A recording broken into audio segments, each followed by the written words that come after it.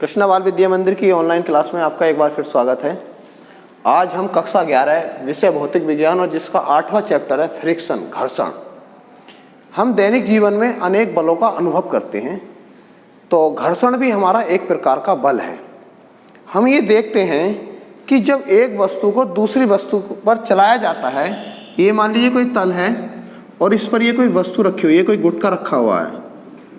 जब एक वस्तु दूसरी वस्तु के तल पर फिसलती है या फिसलने का प्रयास करती है, तो इनके तलों के बीच एक बल काम करता है जो इनकी गति का विरोध करता है। इस बल को हम घर्षण बल कहते हैं।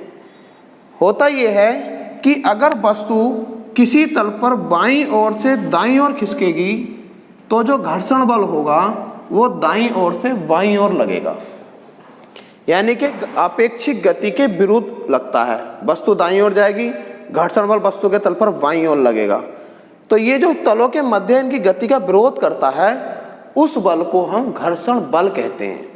घर्षण बल के जो कारण होते हैं, आप घर्षण बल के कारण, घर्षण बल का क्या कारण होता है, किस प्रकार से घर्षण बल उत्पन्न होता है, यहाँ पर हम देखेंगे। घर्षण बल का क्या कारण होता है उसे हम आणविक सिद्धांत के आधार पर देख सकते हैं।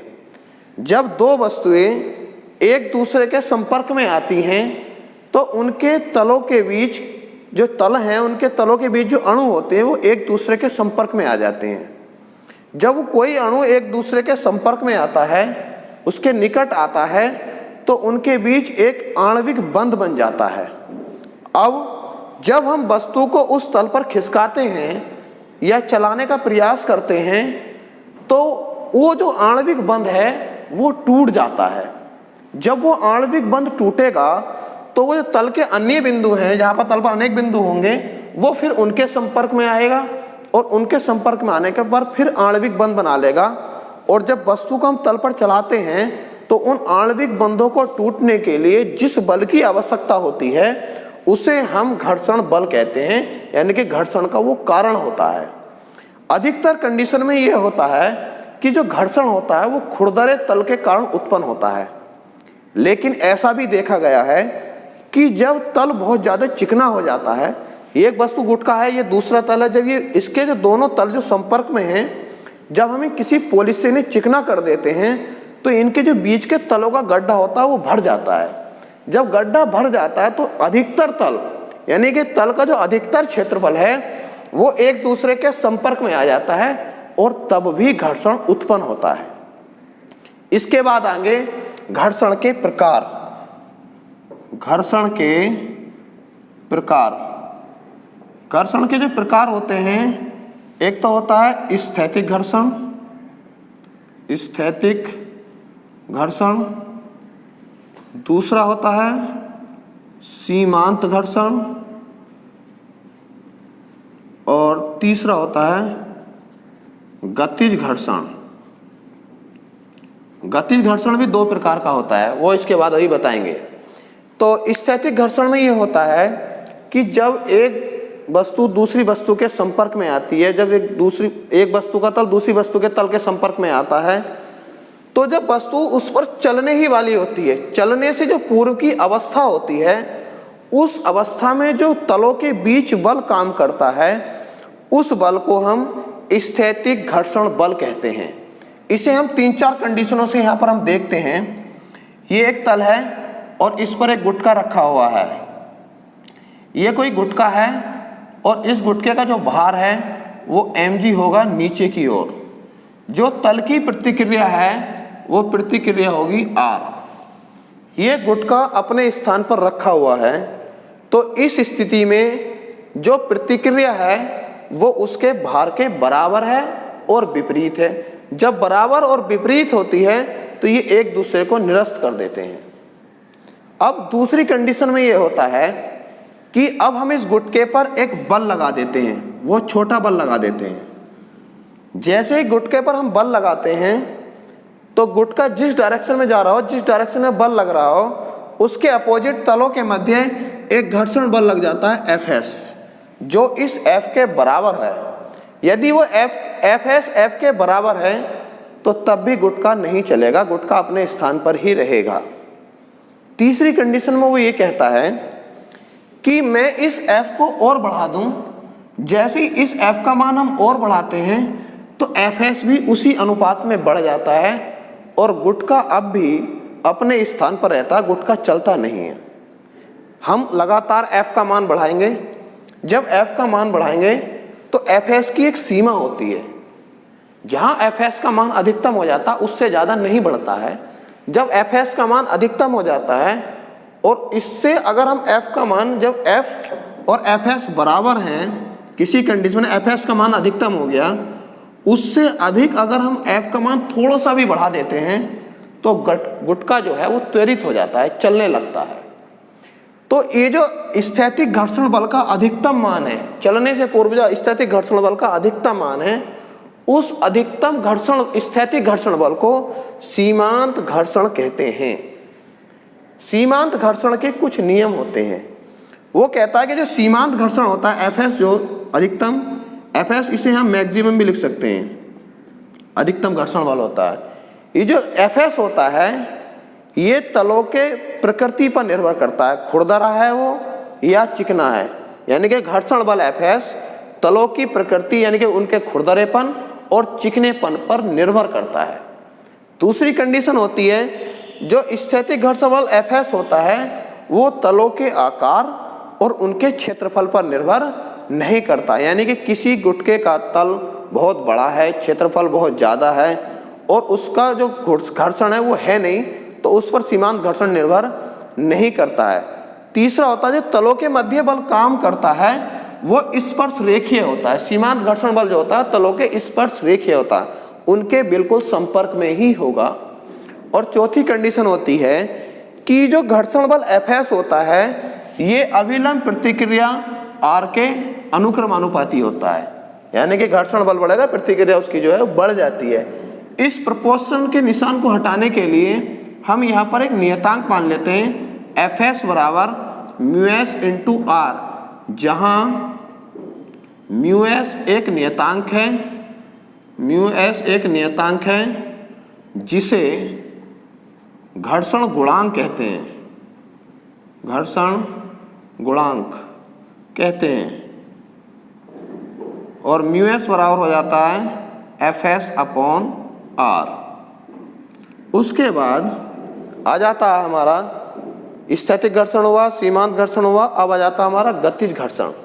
गतिज घर्षण ये होता है कि जब गुटका किसी तल पर रखा हो और एक दूसरे के सापेक्ष आपेक्षिक गति हो रही हो, तो जब गति होती है तो उनके तलों के बीच घर्षण कुछ कम हो जाता है। तो जब तल एक दूसरे के सापेक्ष आपेक्षिक गति करते हैं, उनके बीच उस समय जो बल काम करता है उसे हम गतिज घर्षण बल Fk से रिप्रेजेंट करते हैं, Fk कहते हैं। ये जो इसके गतिज घर्षण बल Fk है ये भी अभिलंब प्रतिक्रिया R के प्रोपोर्शनल होता है और Fk बराबर यहाँ पर लिख देंगे μk इंटू R, जहाँ μk एक नियतांक होता है जिसे गतिज घर्षण गुणांक कहते हैं। इसके बाद इसमें आता है गतिज घर्षण के प्रकार। गतिज घर्षण भी दो प्रकार का होता है, एक तो होता है सर्पी घर्षण, सर्पी घर्षण, और दूसरा होता है लोटनिक घर्षण। सर्पी और लोटनिक में क्या अंतर होता है? सर्पी में यह होता है कि जब कोई गुटका किसी तल पर या कोई वस्तु किसी तल पर सरकती है, तो जब सरकती है तो उनके तलों के बीच उस समय जो बल काम करता है उसे हम सर्पी घर्षण बल कहते हैं, सर्पी घर्षण कहते हैं। आपने देखा होगा कि लोहे का एक बहुत बड़ा बॉक्स हो तो हम देखते हैं जब तल चिकना होता है तो उसे हम सरका कर ले जाते हैं, तो उस समय जो बल काम करता है उनके बीच दे उसे हम सर्पी घर्षण कहते हैं। और जब उस गुटके को हम किसी पहिए पर रख देते हैं, जिसे टोली बना देते हैं, पहिए पर रखते हैं, तो जो पहिया होता लुढ़कता हुआ जाता है, तो उस समय जो तलों के बीच बल काम करता है उसे हम लोटनिक घर्षण कहते हैं। ठीक है। इसके बाद आ जाता है हमारा घर्षण गुणांक। घर्षण गुणांक में क्या होता है, हम देखते हैं कि ये कोई तल है, इस तल पर ये गुटका रखा हुआ है। गुटके का जो भार है वो mg है, इसकी जो प्रतिक्रिया है r है। जब गुटके पर F1 लगाया जाता है तो गुटका जो है गति की अवस्था में आ जाता है, यानी गतिज घर्षण की स्थिति में होता है। तो इसकी जो एक संपूर्ण प्रतिक्रिया होती है वो P होती है, इस तरह से हो जाती है। वो जो वास्तविक प्रतिक्रिया इसकी R है और जो संपूर्ण प्रतिक्रिया P है, इसके बीच एक कोण बन जाता है, इसे थीटा S से रिप्रेजेंट करते हैं। इस थीटा S को हम घर्षण गुणांक कहते हैं। हम ये देखते हैं ये कोण थीटा होगा, तो इसे हम यहां पर देखेंगे।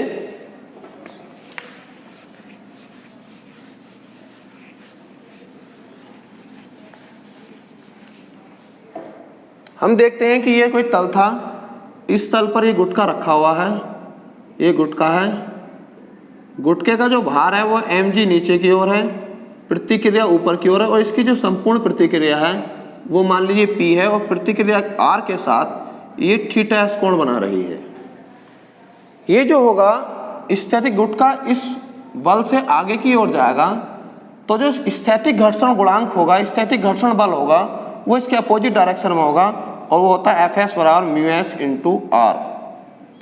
जब हम इस P का घटक तोड़ते हैं, ये घटक जो इसका P साइन थीटा होगा, P साइन थीटा, ये वाला घटक ये होगा P साइन थीटा और होगा μs इंटू R। समीकरण 1 डाल देंगे। दूसरा घटक जो P cos थीटा है, P cos थीटा वो R के बराबर होता है। समीकरण 1 को 2 से भाग कर देंगे, P साइन थीटा वटे P cos थीटा बराबर μs इंटू R और वटे R। अगर थीटा माना है तो थीटा, और थीटा S मानेंगे तो थीटा S लिख देंगे। P से P कैंसिल हो जाएगा। साइन थीटा S बटे कोस थीटा S वो होता है हमारा टेन थीटा S। 8 से 4 कट जाएगा, कितना हो गया μs, और घर्षण कोण थीटा S बराबर होता है टेन इनवर्स μs। इससे पहले आपको प्रूफ करा चुके हैं कि Fs बराबर होता है μs इंटू R, या Fs बटे R बराबर कितना होगा μs। तो यहाँ पर आ जाएगा थीटा S बराबर tan inverse Fs upon R। ठीक है, इसके बाद हम नेक्स्ट टॉपिक देखेंगे। हम नेक्स्ट टॉपिक हमारा आनत तल पर घर्षण। तो आनत तल पर घर्षण देखेंगे।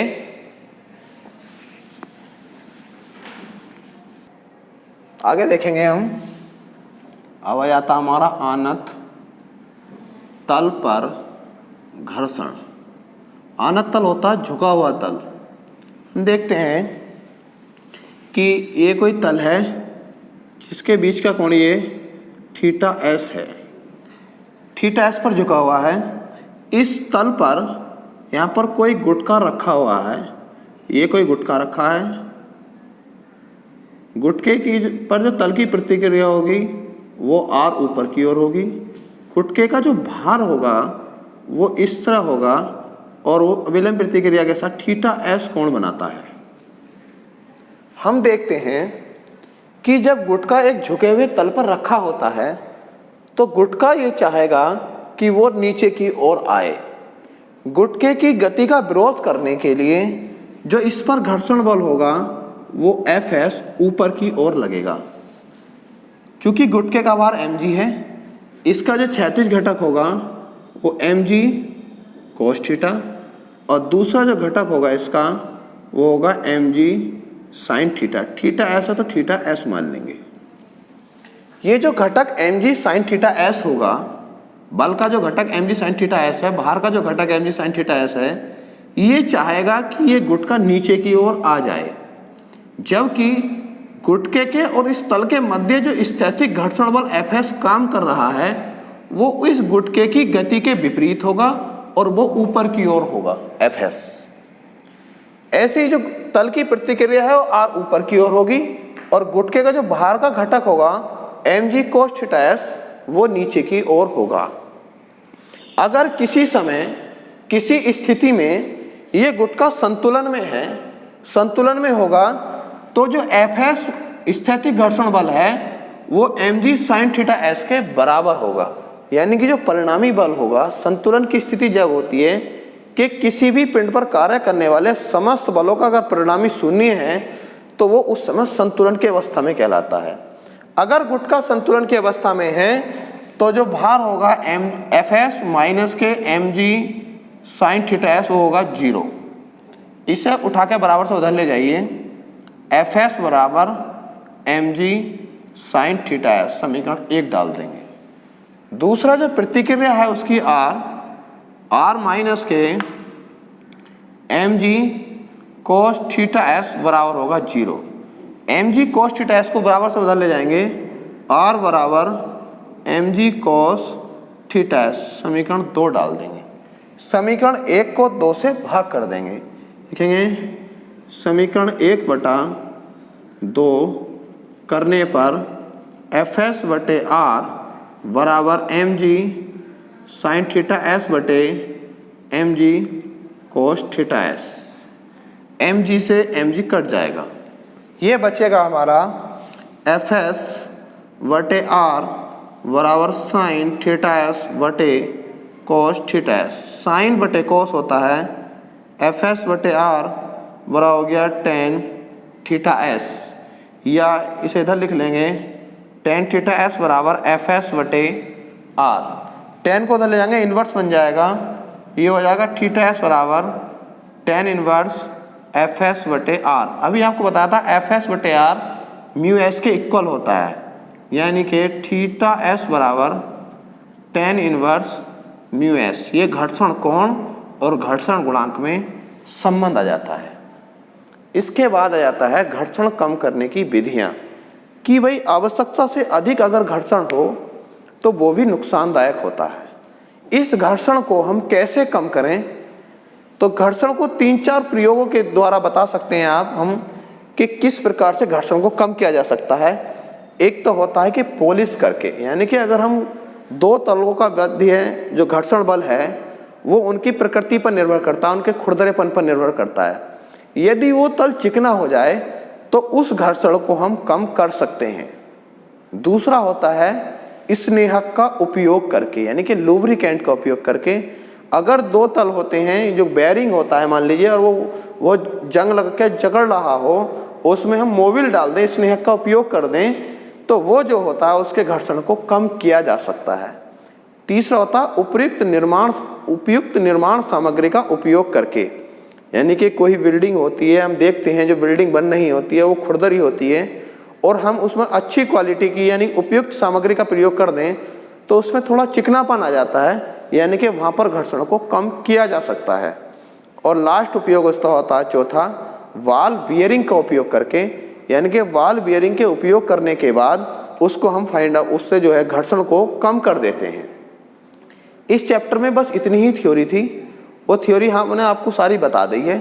अब इसके जो कोण के घर्षण कोण के न्यूमेरिकल हैं वो हम आपको न्यूमेरिकल आगे करवाते हैं। देखो अब न्यूमेरिकल देखते हैं इसके। इस तरह का न्यूमेरिकल आता है, वो कहता है कि 2 संपर्क तलों के बीच घर्षण गुणांक 1/√3 है तो उनके बीच घर्षण कोण कितना होगा। तो घर्षण गुणांक जो दिया है आपको, घर्षण गुणांक को लिखते हैं म्यू एस से। म्यू एस का मान दिया 1/√3।